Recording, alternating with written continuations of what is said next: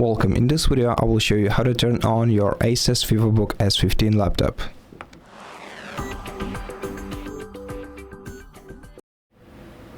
To turn on your laptop, all you have to do is short press the power button, which is located in the top right corner of your laptop's keyboard. And in a couple of seconds the ASUS logo will appear on the screen.